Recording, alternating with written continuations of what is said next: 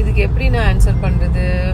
Confidence மோட்டிவேஷன்லாம் வந்து எப்படி வரும்னா, நிறையா எப்படி சொல்கிறது, நிறையா பிரச்சனை, அந்த பிரச்சனையை ஃபேஸ் பண்ணுறப்போ ஆட்டோமேட்டிக்காக ஃபேஸ் பண்ணுறப்போ you will get the confidence. நீங்கள் அந்த பிரச்சனையை ஃபேஸ் பண்ணாமல் பயந்துட்டு ஒளிஞ்சுக்கிட்டோன்னா you won't get the confidence. அது வந்து நான் நிறைய அதை லைஃப்ல அனுபவிச்சனால மைட் பி நான் இப்படி இருக்கிறதா நான் நினைக்கிறேன். ஏன்னா ஒரு பிரச்சனை வரப்போ கண்டிப்பா எல்லாருமே உடையிற மாதிரி தான் நானும் உடைவேன். ஓ மை காட், இப்ப நான் என்ன பண்ண போறேன், அடுத்து நான் என்ன பண்ண போறேன், ஐயோ இப்படி இருந்ததே, இப்படி ஆயிடுச்சு அப்படின்னு சொல்லி. பட் அகெயின் இது இப்படியே இருந்துட போறது இல்லைல்ல. Life has to move on.